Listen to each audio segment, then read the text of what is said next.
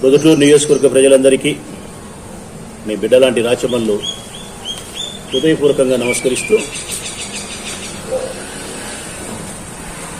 గత వారం రోజులుగా స్థానిక ఎమ్మెల్యే నంద్యాల వరదరాజిరెడ్డి గారు తీవ్రమైన విమర్శలు చేసినారు నా పైన, అవినీతికి సంబంధించిన ఆరోపణలు. నిన్నటి దినం స్పష్టంగా నేను నా మీద ఆయన చేసిన ప్రతి ఆరోపణకు సమాధానం ఇచ్చినా. ప్రజా జీవితంలో ఉండే నేనైనా వరదరాజిరెడ్డి గారైనా ఒక ఆరోపణ వచ్చినప్పుడు దాన్ని ప్రజలకు వివరణ ఇవ్వాల్సిన బాధ్యత, మా సత్యలతను నిజాయితీని నిరూపించుకోవాల్సిన బాధ్యత మాపై ఉంటుంది. అందుకే వరదరాజిరెడ్డి గారు నాపై చేసిన ప్రతి అవినీతి ఆరోపణకు ఒక్కొక్కటిగా విడమర్చి నిన్న చెప్పినా. నా దగ్గర ఉండబడిన సాక్ష్యాలను కానీ, ఆధారాలు కానీ, నా దగ్గర ఉండబడిన వాదనలు కానీ వినిపించగలిగిన. చివరిగా ఆయనకు ఒక మాట కూడా చెప్పిన, నీవు ప్రభుత్వంలో ఉండావు కాబట్టి, అధికారంలో ఉండావు కాబట్టి, నేనేదైనా చేయకూడని పని చేసి ఉంటే, అవినీతి చేసి ఉంటే నా మీద పోలీస్ కేసులు నమోదు చేయొచ్చు, విచారణ చేయించవచ్చు, నన్ను దోషిగా ప్రజాక్షేత్రం నిలబెట్టచ్చు, కటకటాల వెనక్కి పంపచ్చు అని కూడా చెప్పిన.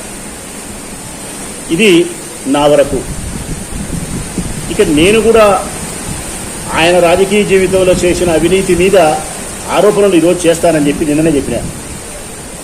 ఆయన మీద నేను చేసే అవినీతి ఆరోపణలను ఆయన సగౌరవంగా వాటిని స్వీకరించాలా. ఆయన కూడా నాలాగే ప్రజా జీవితంలో ఉన్నాడు కాబట్టి, ప్రస్తుతం ఆయన ఎమ్మెల్యేగా ప్రొద్దుటూరు నియోజకవర్గానికి ఉన్నాడు కాబట్టి, ఇంకా నాకంటే ఎక్కువ బాధ్యతగా ప్రెస్ ముందుకు వచ్చి నేను చేయబోయే ప్రతి అవినీతి ఆరోపణను ఒక్కొక్కటిగా, నిన్న నేను ఏ విధంగా అయితే చెప్పినానో ఎర్రగడ్డ మీద పొర ఒలిచినట్టని, అట్లనే ఒక్కొక్కటిగా నేను చెప్పే ప్రతి అంశానికి ఒక్కొక్కటిగా ఆయన వివరణ ఇవ్వాలి. ఆయన అవినీతి చేసినాడో చేయలేదో నిరూపించుకోవాలి.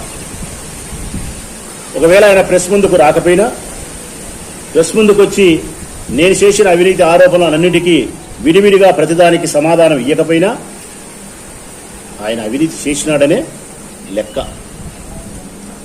నేను చేసిన ఆరోపణలను ఆయన అంగీకరించినాడనే ప్రజలకు అర్థం చేసుకోవాలి. ప్రజలారా, ఇక మొట్టమొదట ఆయన ప్రతిసారి 2-3 రోజుల క్రితం కూడా చెప్పినాడు, నిమ్మకాయల సుధాకర్ రెడ్డికి సంబంధించి పాలమాపురం గ్రామానికి సంబంధించినటువంటి భూమిని చెరువు భూమి అని చెప్పి ఆయన కంప్లైంట్ చేసి ఆపినాడు.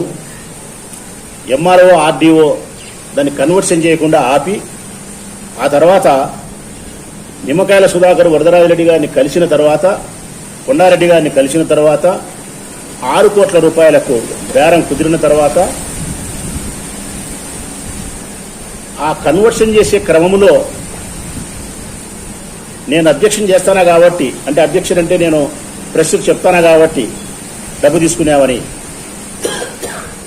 ఏ అబ్జెక్ట్ అయితే వరదరాజిరెడ్డి పెట్టి దాన్ని ఆపినాడో తిరిగి వరదరాజిరెడ్డి దాన్ని కన్వర్షన్ చేస్తే మళ్ళీ నా నోటికి సమాధానం చెప్పాల్సిన పరిస్థితి ఆయనకు ఏర్పడుతుందని చెప్పి ఆయనే నిమ్మకాయల సుధాకర్ సలహా ఇచ్చి, కోర్టుకు పోయి హైకోర్టులో పోయి నువ్వు, హైకోర్టు నుంచి ఒక డైరెక్షన్ ఎంఆర్ఓకు, ఆర్డీఓకు వస్తుంది, అప్పుడు ఎంఆర్ఓకు, ఆర్డీఓకు మేము చెప్పి పెట్టింటాము, నీ భూమిని చెరువు భూమి కాకుండా కన్వర్షన్ చేస్తారు, వ్యవసాయ భూమిలో నుంచి నివాసయోగ్యమైన భూమిగా చేస్తారని చెప్పి నువ్వే సలహా ఇచ్చావు.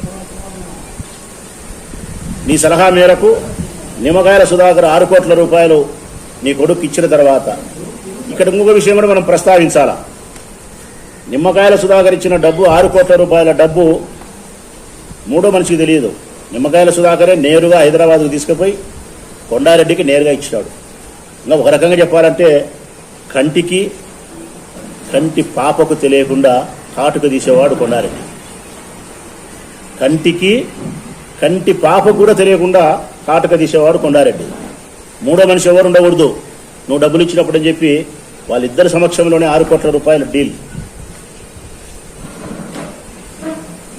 ఇప్పుడు ఆయన ఏం చెప్తున్నాడు, నిమ్మకాయల సుధాకరు ధర్మాత్ముడు వరదరాజిరెడ్డి, కొండారెడ్డి చాలా నిజాయితీపరుడు, నేను 1 రూపాయి లెక్కీలే, నా భూమిని ముందు అపోహపడి ఆపినారు, 6 నెలల తర్వాత కన్వర్షన్ చేసినారని చెప్తున్నాడు. కోర్టుకు పోయింటే కోర్టు ఇచ్చింది అంటున్నాడు. ఇది కోర్టు ఇచ్చినది. ఒకసారి ఇది ప్రెస్ వాళ్ళు ప్రజలు కూడా చూడాలి. ఇది కోర్టు ఇచ్చినది. హైకోర్టు వినాడు నిమ్మకాయల సుధాకర్. ఇది నేను సమాచార హక్కు చట్ట ప్రకారం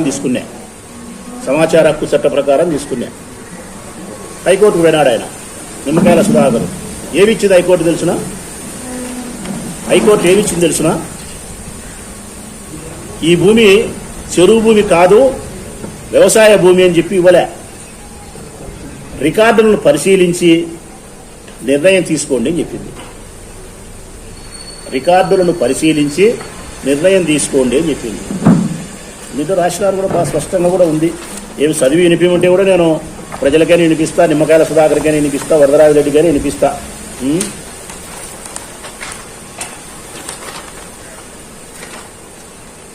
In the reference fifth call, the applicant has filed a petition filed by WEP number 3986/2025 before the Honorable High Court AP Amaravati, in which the Honorable High Court of the Andhra Pradesh has passed orders in WEP number 3986/2025 dated 14/2/25. As the right petition is disposed of, directed the respondent number 3, the Revenue Divisional Officer Jamalamadugu, to pass appropriate orders of the application made by the petitioner seeking conversion of the subject lands from agriculture purpose and non-agricultural purpose within a period of 4 weeks. అంటే ఈయన నాది చెరువు భూమి కాదు, సక్రమైన భూమి, నాకు ఉద్యోగస్తులు పలకడం లేదని వినాడు. కోర్టు ఏం చెప్పింది?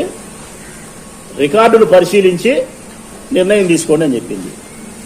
నేను ఇక్కడ అడుగుతా ఉన్నా, ఆర్డీఓని అడుగుతానా, ఎంఆర్ఓని అడుగుతానా, కొండారెడ్డిని, వరదాడిని అడుగుతానా, నిమ్మకాయల సుధాకర్ని కూడా అడుగుతానా.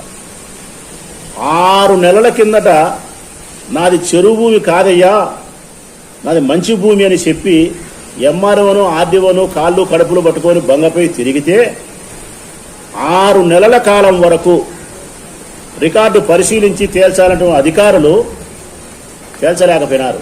అంటే అంత కష్టంగా ఉంది దాంట్లో. అది చెరువు భూమో కాదో కనుక్కోవాలంటే అంత కష్టంగా ఉంది ఆర్డీఓకు, ఎంఆర్ఓకు. ఎన్ని బుక్కులు ఎత్తినా, ఎన్ని ఫైళ్ళు ఎత్తినా కనపల్లే, ఎన్ని అడంగులు తీసినా, ఎన్ని ఎస్ఆర్లు తీసినా కనపల్లే. వరదరాజరెడ్డికి 6 కోట్లు లెక్క కట్టినాక, నువ్వు కోర్టుకు పోయి సలహా ఇచ్చినాక, ఈయన కోర్టుకు పోయి కోర్టు రికార్డు పరిశీలించి నిర్ణయం తీసుకుంటానే 6 గంటలు తీసుకున్నారు ఎంఆర్ఓ సలహా నిర్ణయం. 6 నెలలు తేల్చలేని విషయం 6 గంటలు తెలిసినాడు ఎంఆర్ఓ, ఆర్డీఓ. ఏమని? ఇది చెరువు భూమి కాదు, మంచి భూమి అని. ఇప్పుడు వరదాడు ఏమంటాడు? నేను అపోహపడి పిటిషన్ పెట్టినా, మళ్ళీ కోర్టుకు పోయి తెచ్చుకున్నారంటారు. నువ్వు అపోహపడి పెట్టింది లెక్క కోసం, వాళ్ళు కోర్టుకు పోయి తెచ్చుకునేది కన్వర్షన్ ఇమ్మని కాదు, రికార్డు పరిశీలించమని. 6 నెలల కిందట పరిశీలించాలని ఎంఆర్ఓ, ఆర్డీఓ నీకు లెక్క కట్టిన తర్వాత 6 గంటల్లో పరిశీలించి నిర్ణయం ఎట్లా తీసుకున్నారయ్యా? ఏంటి ఈ డ్రామాలన్నీ? దీనికి వరదరాజరెడ్డి గారు సమాధానం చెప్పాలా, నిజాయితీగా చెప్పాలా. నిమ్మకాయల సుధాకర్ కూడా ఒక మాట చెప్తానా. నువ్వు చెప్పిన సాక్ష్యం ఎట్లుందంటే, నిమ్మకాయల సుధాకర్ రెడ్డి గారు ధర్మాత్ముడు, వరదరాజరెడ్డి కొండారెడ్డి మంచివాడు, మంచివాడు, నేను లెక్క కట్టాలే. ఇప్పుడు నేను ఈ స్టోరీ చెప్పినా, సుధాకర్ రెడ్డినే చెప్పమను. ఆదినారెడ్డి దగ్గర పోయి నువ్వు ఫోన్ చేసుకున్నావు జమ్మనోడికి, ఎమ్మెల్యేతో, ఆర్డీఓకు. ఆర్డీఓ ఏం చెప్పినారు? ఆర్డీఓ లేడీ, ఎంఆర్ఓ ఏం చెప్పినారు? నీ అన్ని కరెక్ట్గానే ఉన్నాయి, జమ్మనోడు ఎమ్మెల్యే చెప్పినాడు, కానీ మేమేం చేయలేము, లోకల్ ఎమ్మెల్యే చెప్పాలా. నీకు మేమేం సలహా ఇచ్చినాము? నిమ్మకాయల సుధాకర్ రెడ్డి మా అన్నందుకు ఏం సలహా ఇచ్చినారు నీకు? లేకపోతే ఇంకా చాలా మంది అభిమానులు నీకేం సలహా ఇచ్చినారు? కోర్టుకు పో సుధాకర్ రెడ్డి, ఇబ్బంది ఏముంది, మన వైపు న్యాయం ఉంది అని చెప్పినారు. అప్పుడు నువ్వేం చెప్పినావు? మా చెవులతో ఇన్నే ఏం చెప్పినావు? కోర్టుకు పోతాన్నా, కోర్టుకు పోతే ఎంఆర్ఓకు, ఆర్డీఓకు వరదరాజరెడ్డి నొక్కి పెడతాడు. కోర్టు నుంచి వచ్చేదానికి మళ్ళీ ఇంకో కాగితం అడ్డం వేస్తారు. ఇంకా 4 ఏళ్ళైనా 5 ఏళ్ళైనా తగనీకుండా ఉంటారు. దానికంటే వాళ్ళకి ఏదైనా లెక్కించి చేసుకుంటేనే మేలు అని చెప్పి నీ నోటితో నువ్వు చెప్పితే మా చెవులతో మేము విన్నాం.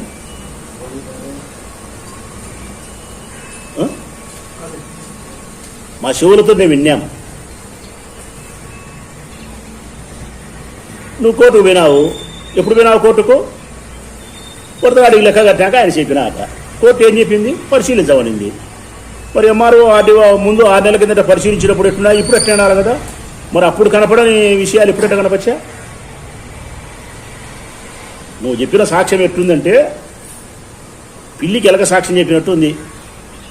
పిల్లికి ఎలక ఎప్పుడైనా సాక్ష్యం అట్టే చెప్తాది. నీ వ్యవసాయ భూమిని నువ్వు లెక్క కట్టకపోతే చెరువు భూమిని చేసినాడు వరదరాజరెడ్డి. ఇప్పుడు కన్నా నా కోసమో ఇంకోరి కోసమో నువ్వు కన్నా వరదరాజరెడ్డి చెడ్డోడని అన్నావు అనుకో, చెరువు భూమి కాస్త సముద్ర భూమి అవుతుంది సార్. అది పొద్దుటూరులో సముద్రం లేదు, కానీ వరదరాజరెడ్డి లెక్కల సముద్రం ఉందంటే ఉంది. ఆడ సముద్రం ఉన్నది, అది సముద్రం భూమి. ఆర్డీఓ గారు అయిపోయా, సముద్రం భూమి. ఇది నీకు తెలుసు కాబట్టి ఏ 60 కోట్లు 70 కోట్లు 80 కోట్లు పెట్టుబడులు పెట్టినారు కాబట్టి నాశనం అయిపోతామని భయపడి స్వాభిమానాన్ని చంపుకొని నిమ్మకాయల సుధాకర్ రెడ్డి వరదరాజరెడ్డికి కొండారెడ్డికి లొంగిపోయి 6 కోట్లు కప్పం కట్టి వాళ్ళు ధర్మాత్ముడని పిల్లికి ఎలక సాక్ష్యం చెప్పినట్టు చెప్తున్నాడు. ఇది అబద్ధమో నిజమో వాళ్ళ బిడ్డల మీద ఒట్టేసుకొని చెప్పవను. నిమ్మకాయల సుధాకర్ అయినా సరే, వరదాడైనా సరే, కొండాడైనా సరే. 2 ఈ సమాధానం చెప్పాలి ఆయన. రెండోది, డిఏడబ్ల్యూ కాలేజ్ సంబంధించినటువంటి స్థలం ఎట్లొచ్చింది నీకు భాగమా? ఆర్యవేసులకు రెడ్డి గారికి ఏం సంబంధం? ఎట్ట భాగం వస్తుంది పెద్ద ఆయన? ఆ భూమి 11 ఎకరాల భూమిను, ఎన్ని ఎకరాలు 14 11 ఎకరాలు ఏదో డిఏడబ్ల్యూ కాలేజీ భూమి ఉంటే అది ఆ ట్రస్ట్కి ఇస్తే వాళ్ళు ఉమెన్స్ కాలేజీ పెడితే ఆ తర్వాత వాళ్ళ నాయనగారు వాళ్ళ అబ్బగారు ముసలిలో లేపే కొంతమంది చచ్చిపోయిన తర్వాత శంభు ప్రసాద్ శంభును దాంట్లోకి వస్తే మా పరిస్థితి బాగలేదు, కాలేజీకి ఇచ్చిన భూమిని తిరిగి మళ్ళా వెనక్కి ఏ విధంగా కాలేజీని మళ్ళా రెనోవేట్ చేసేదానికి, అభివృద్ధి చేసేదానికి, కొన్ని బిల్డింగ్లు కట్టేదానికి ఒక 11 ఎకరాల భూమిని తిరిగి ఇస్తే అమ్మేసి ఆ లెక్కను ట్రస్టుకు జమ చేసి అభివృద్ధి చేస్తామనే కారణం చేత ప్రభుత్వానికి అర్జీ పెట్టుకొని మాకు చేపిస్తే నీకు ఇన్ని ఎకరాలు ఇస్తామయ్యా వరదరాజరెడ్డిని అడిగితే నువ్వు రాజశేఖర రెడ్డి పోయి అడిగినావు. ఆయన చేయలేకపోయినాడు, చేయను అన్నాడు, కష్టము అన్నాడు, చచ్చిపోయినాడు ఆయన. రోసయ్యని అడిగినావు, రోసయ్య భయపడినాడు, చేయను అన్నాడు. కిరణ్ కుమార్ రెడ్డి వచ్చినాడు, కిరణ్ కుమార్ అడిగినావు, వాళ్ళు చేస్తా అన్నాడు. వాళ్ళ తమ్ముడికి ఒకరాను మాట్లాడుకున్నాడు, చేసినాడు. 11 ఎకరాలు ఓకే. ఏ విధంగా 11 ఎకరాలు ఓకే? ఆ 11 ఎకరాలు సబ్ రిజిస్ట్రార్ ఆఫీసులో ఎంత వాల్యూ ఉంటే ఆ ధర ప్రకారము ఆ 11 ఎకరాలకు డబ్బు కాలేజీకి కట్టేటట్టు. ఎకరా ఎంత ఉంది? అప్పుడు 50 లక్షలు ఉంది. 11 ఎకరాలకు ఎంత కట్టాలా? 5 కోట్లు కట్టాలి. 5 కోట్ల రూపాయలు కాలేజీ ట్రస్ట్ కట్టారు. ఎవరు కట్టారు? కొండారెడ్డి వాళ్ళే. ఆ 11 ఎకరాలు ఎవరి పేరుతో పెట్టుకున్నారు? బినామీ పేరుతో రిజిస్టర్ చేసుకున్నారు. అంటే పలానోడు ఎల్ఐ కొన్నాడు అని ఎల్ఐతో 5 కోట్ల రూపాయలు డీడీ తీసి ట్రస్ట్కి వేసినారు. వాడికి సబ్జెక్ట్ ఈజ్ ఓవర్. చట్టబద్ధత వచ్చింది దానికి. ఆ 11 ఎకరాలు ఎకరా 10 కోట్లు 20 కోట్లు పెట్టి మీరు అమ్ముకుంటారు. దాంట్లో శంభు ప్రసాద్, శంభు వాళ్ళది ఇన్ని ఎకరాలు, నువ్వు చేసినందుకు నీకు 2 ఎకరాలు, కిరణ్ కుమార్ రెడ్డి చేసినందుకు వాళ్ళ తమ్మునికి 1 ఎకరా. ఇట్లా ఇది నా అభియోగం. నీవు ప్రభుత్వం ద్వారా శంభు వాళ్ళకు పని చేయడం వలన నీకు వాళ్ళు ఇచ్చిన లంచం రూపంలో ఇచ్చిన భూమి 2 ఎకరాలు. ఇది సత్యమా అసత్యమా? నువ్వు వాళ్ళతో కొన్నావా, లేకుంటే భాగస్వామ్యమా, లేకుంటే వారసత్వంగా నీకు సంక్రమించినదే లంచమా? ఇది నా అభియోగం. సమాధానం ఇవ్వాలను. మూడోది, విజయవాడలో స్థలాన్ని చాలాసార్లు చెప్పినా, మళ్ళా చెప్తాను. ఒక బ్రాహ్మణుడైన ఆడిటర్ సంబంధించిన స్థలాన్ని, వివాదాస్పదమైన స్థలాన్ని, తక్కువ ధరకు రూపాయి విలువ చేసే స్థలాన్ని 10 రూపాయలకు కొని, అంటే ఏమాత్రమే కానీ లీగాలిటీ లేని వ్యక్తి దగ్గర మీరు కొని, ఏ ఆడిటరు బ్రాహ్మణులకైతే నిజంగా లీగాలిటీ ఉందో అతనితో రాజీ చేసుకునే ప్రయత్నం చేసుకొని, రాజీకి అతను వినకపోతే కోర్టులోనే పరిష్కరించుకుంటా అంటే ఆ తర్వాత రాజీ వాళ్ళ పెళ్ళాం పిల్లలతో చేసుకొని భూమిని స్వాధీనపరుచుకొని ఆ భూమిలో నీకు రావాల్సిన వాటాను నీ మేనల్లుల దగ్గరికి పోయి కొట్లాడి నువ్వు తెచ్చుకున్నావా, తెచ్చుకోలేదా? ఆ కేసులో నీ కొడుకును తప్పించుకోలేదా ముద్దాయిగా? శంకరాపురం ప్రసాద్ రెడ్డిని ఇంకొకరిని ముద్దాయిలు చేసినావు, నీ కొడుకును ముద్దాయి కానికుండా తప్పించుకున్నావు. బత్సలపూల కొడుకు కూడా ముద్దాయి కావాలా, అతన్ని తప్పించినావు. వాళ్ళ భాగం నీకు ఇచ్చానో ఏదో చేశాను. బ్రాహ్మణుడైనటువంటి ఆడిటర్ను హరిని మీరు ఆక్రమించి 100 కోట్ల రూపాయల ఆస్తులను మొత్తం అందరూ కలిసి తీసుకొని అందులో నీ వాటాకు రావాల్సిన డబ్బును నువ్వు తీసుకున్నావా లేదా? దీనికి కూడా సమాధానం చెప్పాలా, విడివిడిగా చెప్పాలా. నేను చెప్పినట్టే. రుద్దుటూరు సంబంధించిన ఆర్యవేశ్యుడు శివ గణేష్ ఆర్థిక లావాదేవీలు హైదరాబాదులో నీ కుమారుడు కొండారెడ్డి ఆఫీస్కి పిలిచి కిడ్నాప్, దాడి, సంతకాలు పత్రాలపైన TV9లో వాగిపోయింది. హైదరాబాద్లో కేసు నమోదైంది. FIR కాపీ చూపిమంటే చూపిస్తా. శివగణేష్ పైన దాడి నీ కొడుకు చేసినాడా చేయలేదా? చేయడానికి కారణం ఆర్థిక లావాదేవీలా కాదా? FIR నమోదైందా కాలేదా? సమాధానం చెప్పు. ఒకవేళ ఆర్థిక లావాదేవీ నుండి కొట్టినాడు అంటే, ఆర్థిక లావాదేవీ నుండి కొడతారా? ఒక రాజకీయ నాయకునిగా నువ్వు చెప్పాల్సిన మాట అదేనా? వ్యాపారాలు, డబ్బులు, లావాదేవీలు ఉంటే మనుషులపైన దాడి చేసి చంపుతారా, కొడతారా, కిడ్నాప్ చేస్తారా? అట్లా చేసినప్పుడు నువ్వెట్ట నిజాయితీపరుడు నువ్వుతో? ఈవి సుధాకర్ రెడ్డి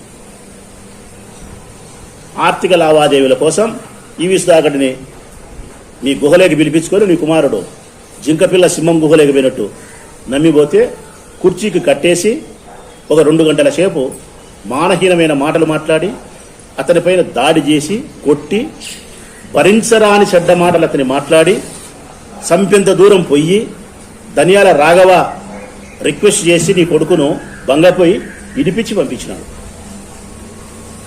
ఆర్థిక లావాదేవీలా కాదా? దాడి చేసిన మాట వాస్తవమా కాదా? చెప్పాలా. ఈవి సుధాకర్ రెడ్డిపై జరిగిన ఉదంతం కూడా చెప్పాలా.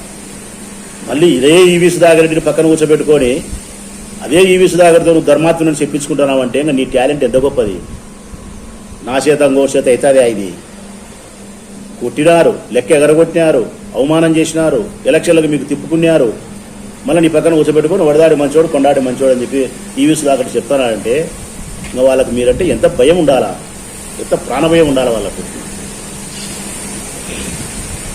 నీ మనవడు హైదరాబాదులో అపర్ణ కన్స్ట్రక్షన్ పేరుతో ఒక యాదవ కులస్తునికి సంబంధించినటువంటి శివ యాదవ, రాజా యాదవ సంబంధించిన భూమిని, ఆ భూమిలో నాకు వాటా ఉందని చెప్పి అందులో కట్టిన అపార్ట్మెంట్స్ ఏమైతే ఉన్నాయో నా భాగానికి ఇన్ని వచ్చినాయని చెప్పి తనది కాని భూమిని చూపించి ఆ భూమిలో జరిగిన నిర్మాణాలు తనవి కాకపోయినప్పటికీ తనకు హక్కు ఉందని చెప్పి అబద్ధం చెప్పి ఆ యాదవ కులస్తుడు పెట్టాల్సిన సంతకాన్ని ఫోర్జరీ ఇతనే చేపించి దాదాపు 40 కోట్ల రూపాయలు వివిధ రకాల మనుషుల దగ్గర నుంచి, నాగులపల్లెల దగ్గర నుంచి, లేకుంటే బద్వేలు దేవేంద్ర రెడ్డి మామ వాళ్ళ పిల్లల దగ్గర నుంచి, నాగులపల్లె సరస్వతక్క వాళ్ళ దగ్గర నుంచి, హైదరాబాద్ అమెరికాలో ఉండే NRA దగ్గర నుంచి, బూచేపల్లి శివప్రసాద్ రెడ్డి ఎమ్మెల్యే వాళ్ళ బంధువుల దగ్గర నుంచి 40 కోట్లు.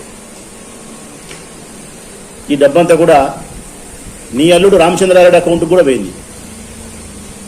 ఇది నిజమా అబద్ధమా? ఇప్పుడు కట్టినా అని చెప్పు, ఎంత కట్టింటే అంత కట్టినా అని చెప్పు. నీ మనవాడు చేసింటే చేసినా అని చెప్పు, చేయకపోతే చేయలేదని చెప్పు. నువ్వు చెప్పేదాన్ని బట్టి మళ్ళీ ప్రెస్ మీట్ పెడతా. నేను ఎవరు ఆ మనుషులంటే చూపించా. నువ్వు చెప్పేదాన్ని బట్టి నేను మళ్ళీ పెడతా. నిజాయితీగా మాట్లాడుకుంటే ఏం లేదు. సుందరాచార్యుల క్లబ్కు సంబంధించి టౌన్ బ్యాంకులో డబ్బు ఉంది, అందరిది. అది మొత్తం క్లబ్ మెంబర్స్ అందరిది. అందులో నేను కూడా ఒకప్పుడు క్లబ్ మెంబరే. అందరిది డబ్బు ఉంది. ఆ అకౌంట్లో నుంచి డబ్బు డ్రా చేసి ఒక 40 లక్షలు 50 లక్షలు చాలా ఏళ్ల కిందట, 1 సంవత్సరం కిందట, 1-2 సంవత్సరాల కిందట వడ్డీ దేకీలు చూస్తే 85 లక్షలు అయిందని చెప్పినారు. ఇప్పుడు ఈ సంవత్సరం వరకు మళ్ళీ చూస్తే 1,10,00,000 ఎంత అయిందని చెప్పినారు. 1,00,00,000 దాటిందని. ఈ ₹1,00,00,000 సుందరాచార్యుల క్లబ్కు సంబంధించిన మెంబర్ల డబ్బు టౌన్ బ్యాంకు నుండి డ్రా చేసి ఆ ₹1,00,00,000 డబ్బు లారీలు శ్రీనివాసుల దగ్గర నుంచి నీ కొడుకు దగ్గర చేరిందే, లేకుంటే నీ దత్తపుత్రుని దగ్గరనే ఉందే? దత్తపుత్రుని దగ్గర ఉందా, నీ పుత్రుని దగ్గర ఉందే? ఆ లెక్క ఎప్పుడు కడతారు? టౌన్ బ్యాంక్ ఆ లెక్క ₹1,00,00,000 ఎప్పుడు కడతారు సుందరాచార్యుల క్లబ్కు సంబంధించి? అది ఎవరి దగ్గర ఉందో కూడా వివరణ ఇవ్వాలా. ఎవరి దగ్గర ఉందో కూడా వివరణ ఇవ్వాలా.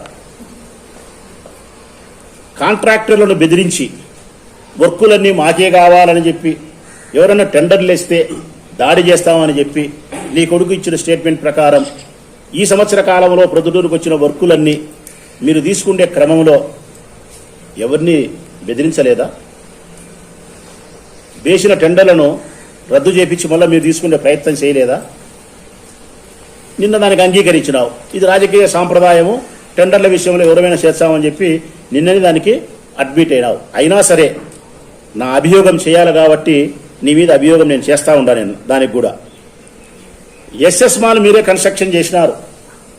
ఎస్ఎస్ మాల్ మీరే కన్స్ట్రక్షన్ చేసినారు.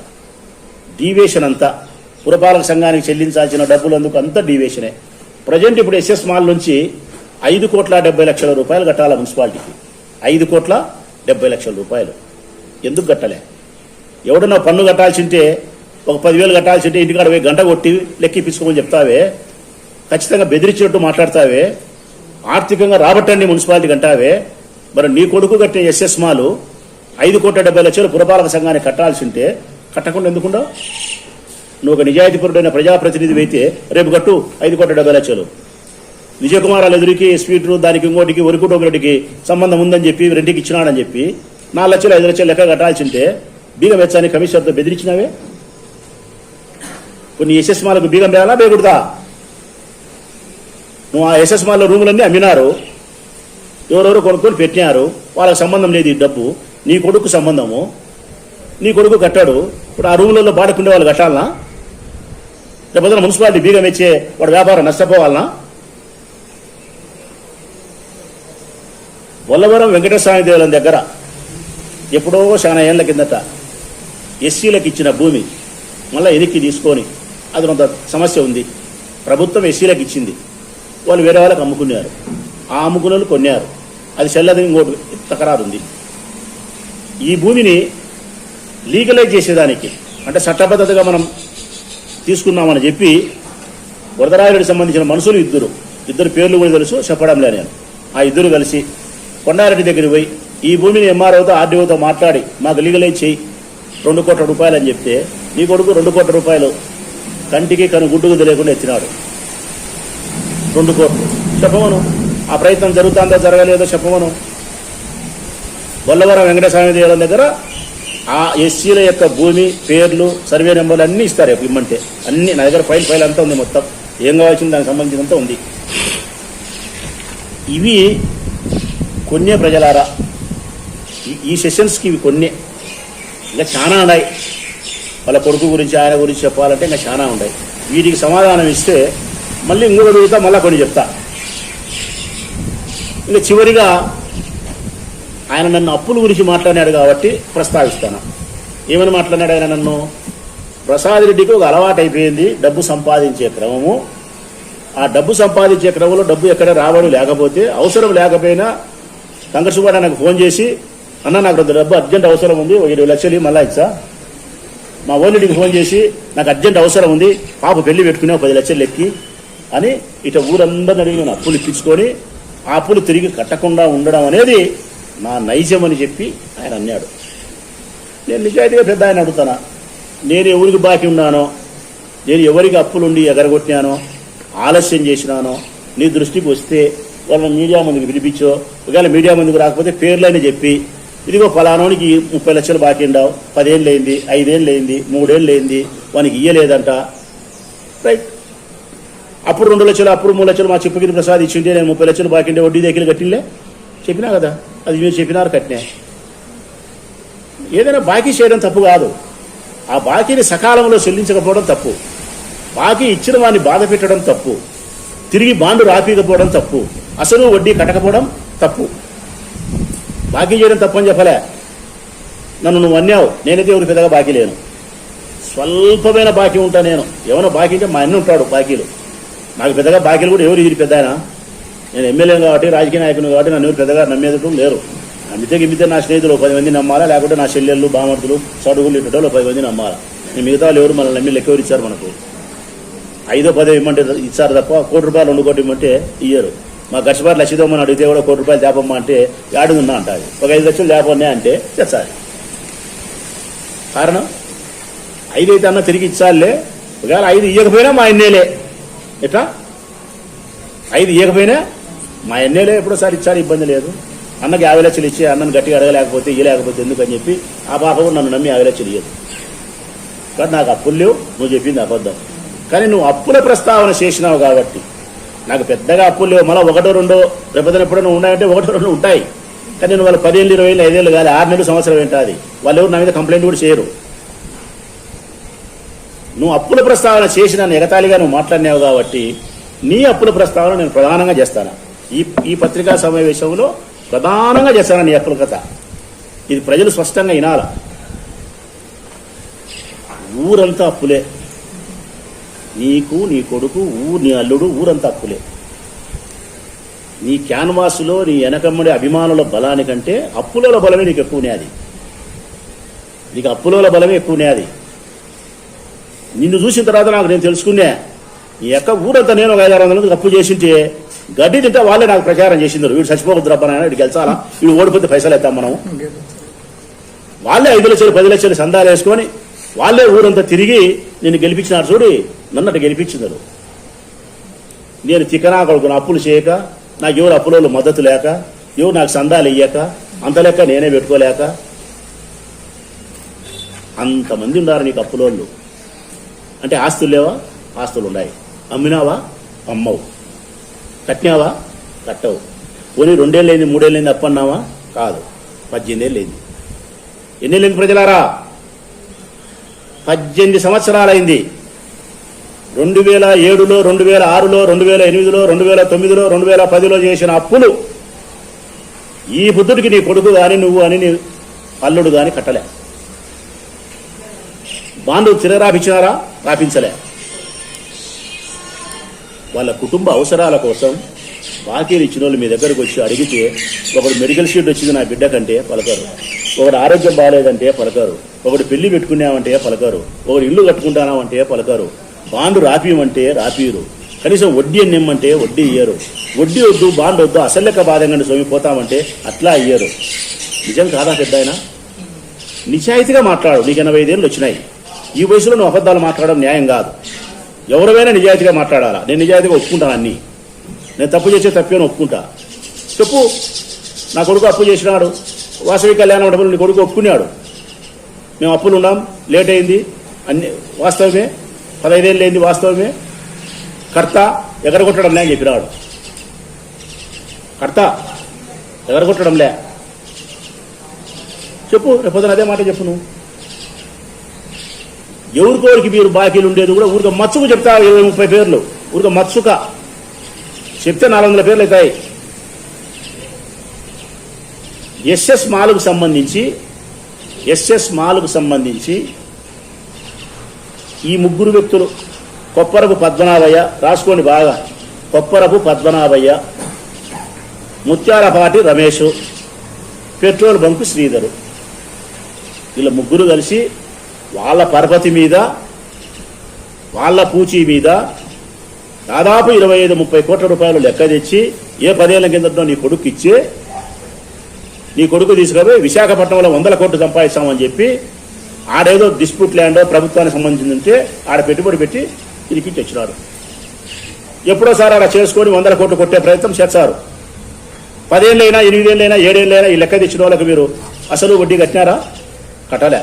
వీళ్ళ పద్మనాభయ్య అతను ఆర్యవేశ్య, గుండెపోటు వచ్చింది, చచ్చిపోయే పరిస్థితులు వచ్చినాడు.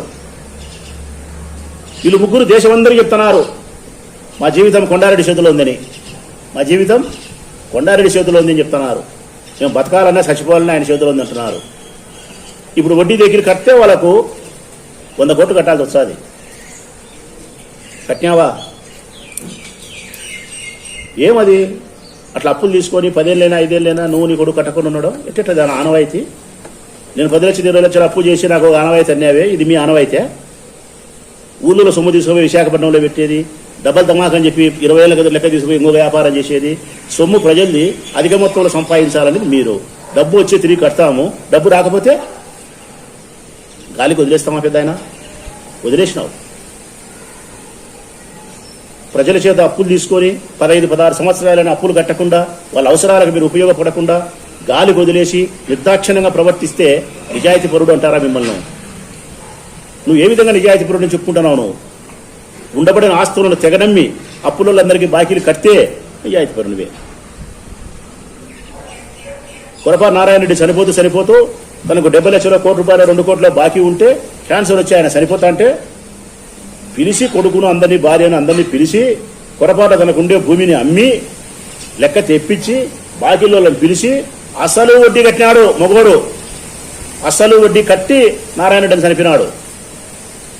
అయిపోక చనిపోతా 4 రోజులు కానీ తెలిసి పులి మొగొద్దున ఒక మాట చెప్పినాడు, రేపొద్దున ఎప్పుడైనా నా కుటుంబానికి డబ్బైనా ప్రేమైనా సహకారమైన అవసరమైతే నా కొడుకు మీ అభిమానాన్ని ఇట్నే ఇవ్వండి, ఇట్నే అవసరాలకు ఉపయోగపడండి, మేము ఇదే విధంగా ఉంటామని చెప్పి ఈరోజు చెప్పి రేపు చనిపోయినాడు. మొగోడు ఇట్లా ఉండమని కోరుతానా పెద్దాయన, ఇట్లా ఉండాలని కోరుతానా నిన్ను కూడా. మాలపాటి ఉమామహేశ్వరరావు అని ఆయనకు బాకిండాడు 2007లో 14 లక్షలు, 2007లో ₹1 కట్టలే, ఆయన అరవేసే గోడో అంటున్నాడు ఆయన కూడా. ఇంకా నమ్మిన వాళ్ళు మోసం చేసే వాళ్ళలో ఓ లిస్టులో ఎర్రచంద్ర వస్తాడు. ఎవరు? ఎర్రచంద్ర. నీకు చుట్టమవుతాడు, అల్లుడు వరుస అవుతాడు, నీకోసం ప్రాణమే ఇచ్చేదానికి సంసిద్ధంగా ఉన్నాడు. కొత్తపల్లి ఎలక్షన్లో వచ్చి ఏజెంట్గా కూర్చున్నాడు రమణారెడ్డి కాలంలో, కొత్తపేటలో పోయి కూర్చోండే కూర్చున్నాడు, నీకు రొమ్మ అడ్డపెట్టినాడు, ఎనలేని సేవ చేసినాడు ఆ పిల్లోడు. నీకు నమ్మకస్తుడు, నీకు నీ వ్యాపారాలకు అతను ఇల్లు షూరిటీ పెట్టినాడు. నీ కొడుకు ఇల్లు పోయింది, అతను నీకు ఇల్లు పోయింది, వేలం వేసినారు. ఎర్రచంద్ర ఇల్లు లేదు, పోయింది, వేలం వేసినారు. నమ్మి మీకోసం ప్రాణాలకు తెగించి ఉండే నమ్మకస్తుని మీ వ్యాపార అభివృద్ధుల కోసం అతని ఇల్లు షూరిటీగా పెడితే ఇల్లు ఇడిపియకుండా, అతను ఆదరించకుండా, నిలబెట్టకుండా, గాలి కొదిలేసి అతని ఇల్లు పోయేటట్టు చేసి అతను బజార్లో కూడా సక్రమంగా ఏడా తిరగడానికి వీలు లేకుండా విరక్తి కలిగి ఇంటికే పరిమితమై ఉన్నాడు. అతని గురించి నీకు ఒక మాట చెప్పాల్సి వచ్చి నేనేం చెప్తా తెలుసునా పెద్ద ఆయనకు,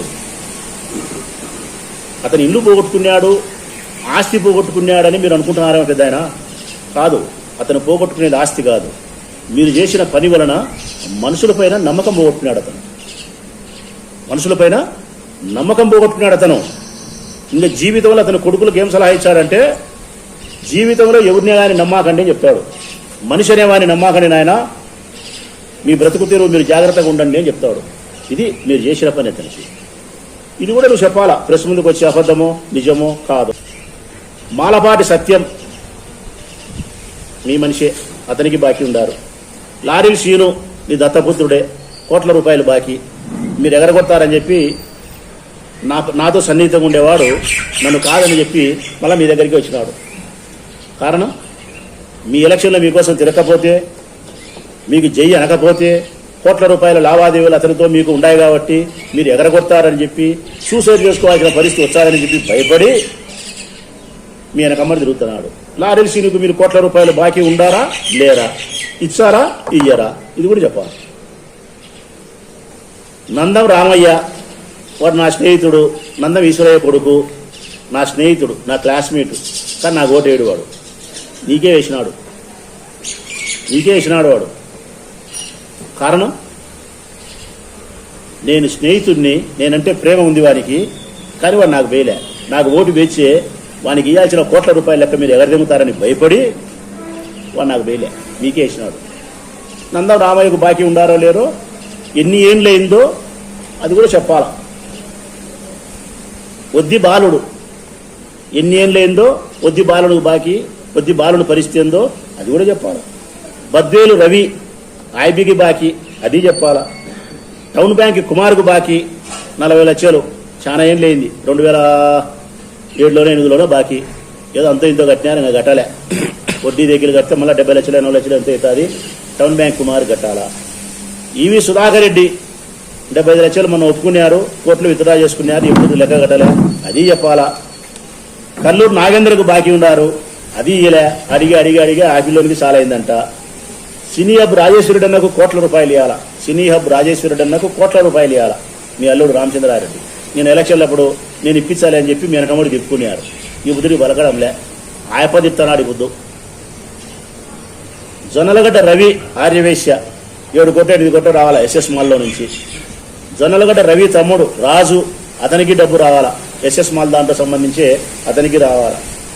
సుందరాచార్య క్లబ్కు సంబంధించి ₹1,00,00,000, అది ఎవరో దత్తపుత్రుడో పుత్రుడో కట్టాలా. ఇట్లా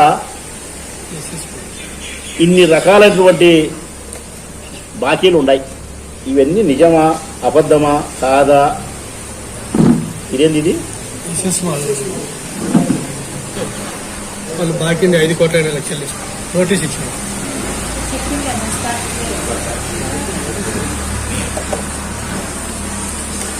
ఇవి మచ్చుకు కొన్ని చెప్పినా పెద్ద ఆయన ఇంకా చాలా ఉన్నాయి.